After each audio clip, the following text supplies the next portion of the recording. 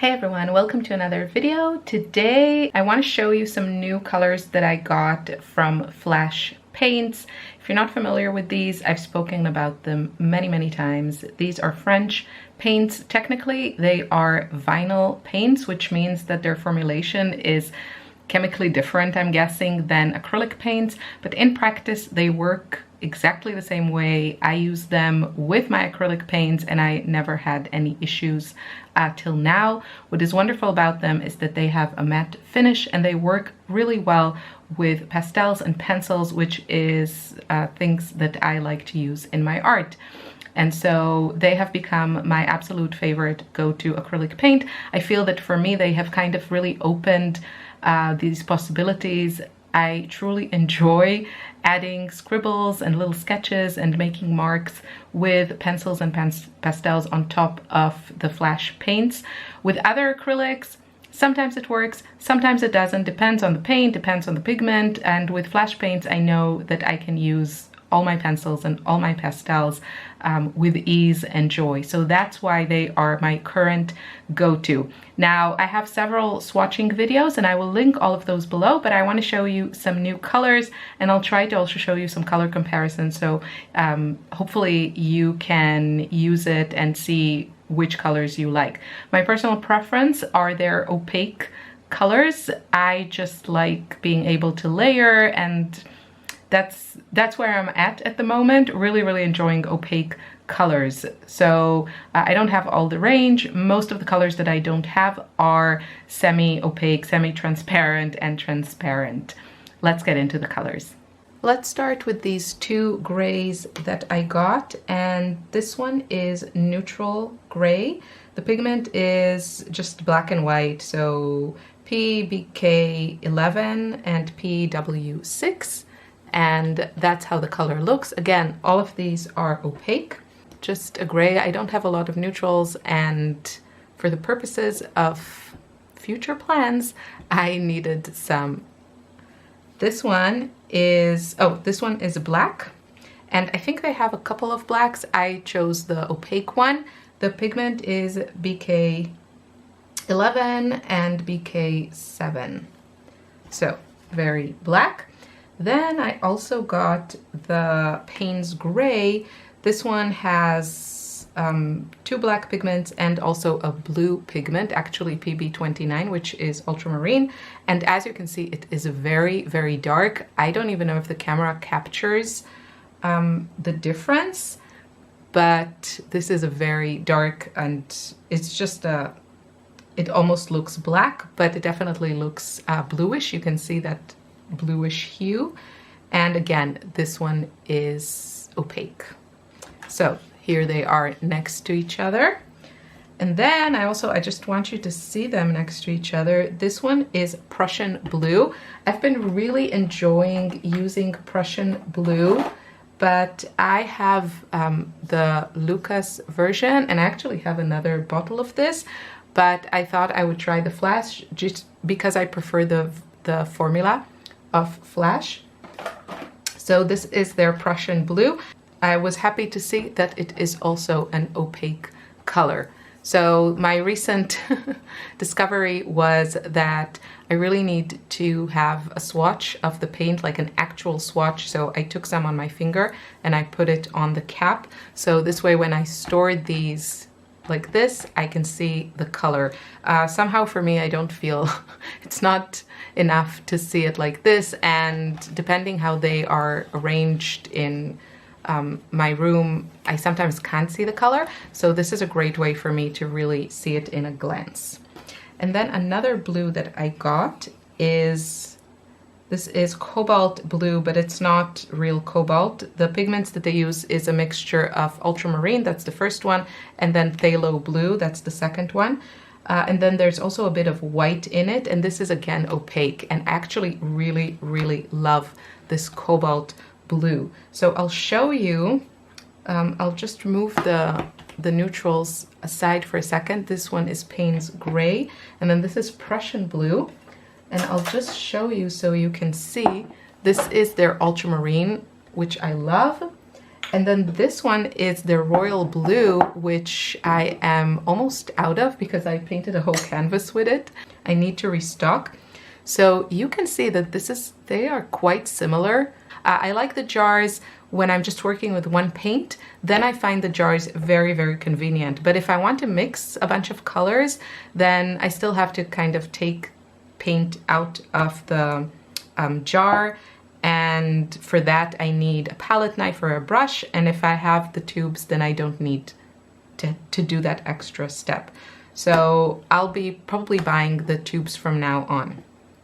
So I just wanted to show you like all of these blues. Now another, and the Prussian again, and then another blue that I have that is also opaque. They have a few more blues. I think either I didn't like them or they weren't opaque, so that's why I didn't get them. This one is called Blue Ash. The pigments are white, so PW6, then black, BK11, and then some phthalo blue, so PB15. And you can see that it is quite a muted blue. So this one, if you have phthalo blue and black and white, you can definitely mix it. But if you like this shade as a convenience color, you can find it in a tube. I haven't painted enough with it to see if it's kind of my color. So I still have to play around. But these two, I can tell you, like the ones that are in the jars, that I absolutely love them. And then with these new ones, of course, I'll have to try and see. And then I also got a few tubes of the white. And actually, Flashe has two types of white. They have the one that is called white and is opaque and is just actually two pigments, PW5 and PW6. I bought a tube. I'll probably add some of it in here and then leave some of it in the tube. And then you can see I also have fluorescent white. This one is actually transparent. I don't know how I feel about it. Time will tell. I still haven't used it enough. I just wanted to see what the difference is. This one I use all the time. And that is it for my Flashe paints. I'll just do a quick show and tell of the other colors, just in case this is the first video you're watching with these and you're not sure, you want to try them and you're not sure which colors to get. So I want to show you. This is Sahara Yellow. It's a very, very orangey yellow. This is Japanese Yellow Light. This is a great primary to choose if you just want, you know, one yellow.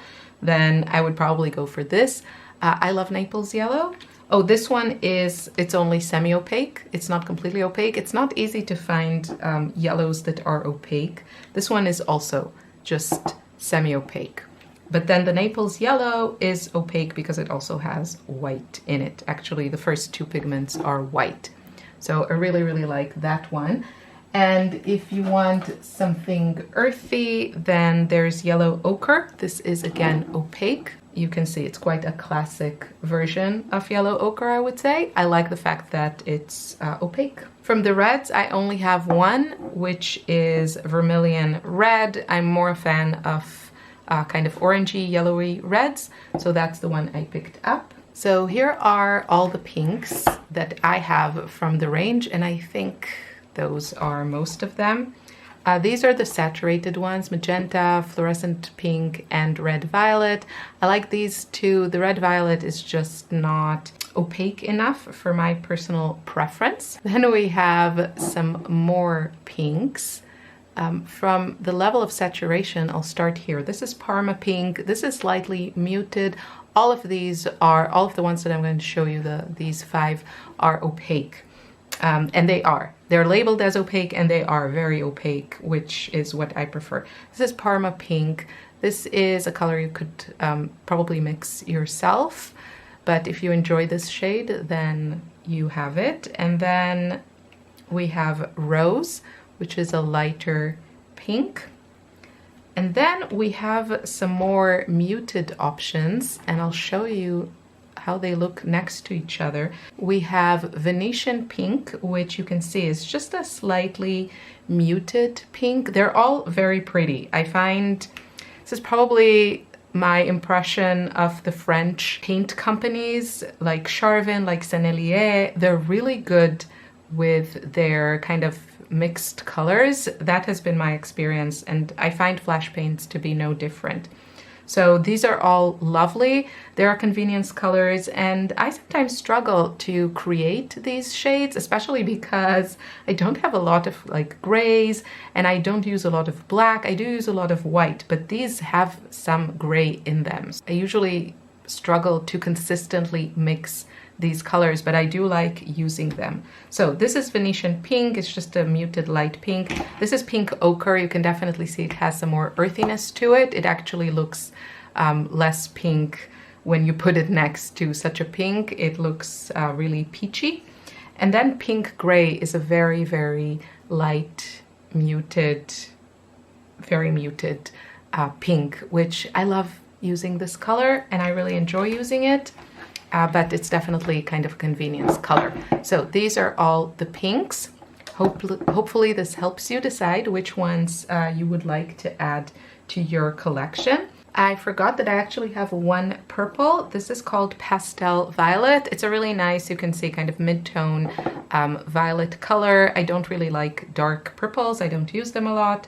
I wanted to show you how it looks next to royal blue, so you can see it's a lot more like pinkish or violet, and here is how it looks next to Parma pink. Moving on to the turquoises, this is one of my favorite colors in the range. Again, it's kind of a specialty color, and I haven't found it in a lot of brands. It's somewhere between like teal and mint. I love it. I use it all the time. It's called Veronese Green Hue.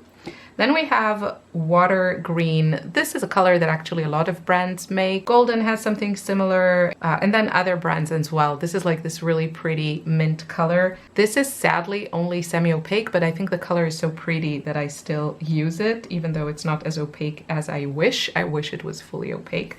And then these two, this one is called Turquoise Blue.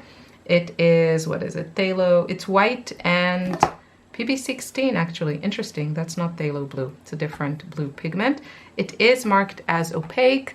It's a pretty color. It's just not my personal cup of tea, so I don't use it a lot. But this one is beautiful. This one is called Viridian Hue, and it is made with PY3 and PB15, so some version of phthalo blue, and it is really lovely. You can see kind of like this dark, deep turquoise viridian type of color. Beautiful, and it is opaque, so works really well for me. Let's move on to the greens. These are the greens that I have. Again, I focus on opaque colors with the exception of this one, which I just really like the tone of it. It is transparent. I use it with, usually I mix it with white or yellows. I wish it were opaque. Greens are hard for me. I don't like a lot of, you know, straight from the tube greens. So this one is called Steel de what are you? Steel de Grain Green. Still, S-T-I-L. And you can see it's kind of like a green gold, which I love. And then we have these three, which are more muted. So this one is Verdaccio, I'm not sure how to pronounce it. And then this one is Light Green Earth. These ones are exactly the same. You probably just need, or you just need to add a little bit of white to this to get this one. You absolutely don't need both.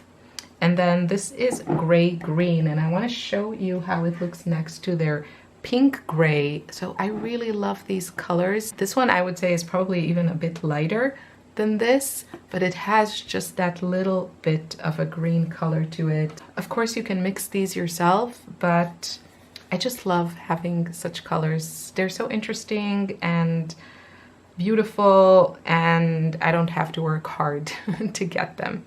So those are the greens that I have from the range. I bought the earth tones because a friend of mine kind of commissioned a painting, and I'll show you also a couple that I showed you before just for comparison purposes. Here we have, start with the one that is different. This is copper, and it is metallic. It is it is transparent. So if you want like good coverage, you need a few layers. It's really beautiful. And then the yellow ochre I showed you before, you can see it's very, very yellowy. I really like these kinds of earthy yellows. And then the pink ochre, I also showed it to you. So let's move these three away. And then we have the raw sienna. This is the only color that I've had issues with the formulation. It's just goopy, gloppy. It's not smooth like the others. I might just dump the tube because it annoys me. We'll see. It is marked as opaque, but you can see even my swatch here didn't turn out right. So till now, I actually didn't have any issues with the formula, with the paint like separating or anything like that. But this one is just a bit finicky. So I don't know if I got a dad or the formulation of this particular pigment is just not perfected. But there it is, that's the color. And then we have red ochre, burnt sienna, and sepia brown. So you can see how these look. I think for earth colors, you know that those are not my go-to colors. I find them to be quite attractive. I think it's because of the opacity and the matte finish. There's something, it looks so rich to me, even though sometimes opaque colors can look very flat and dead. I don't think these look like that. I don't use them a lot. I use them on that painting for my friend, and now they're a little bit lonely, but I wanted to show you. And that is it. I hope you enjoyed this. I hope it was helpful. Let me know if you've tried these paints, your favorite colors. If there's any color that I didn't show or don't have and you think I would like, leave me a comment and I might just check it out. I need to order more of the royal blue because I am out of it. So yeah, maybe some other colors need to go in the cart, but I think I bought till now all of the ones that are opaque and colors that I like. So probably there aren't a lot left that I haven't tried. Thank you again for watching. Have a wonderful day. Bye. Take care.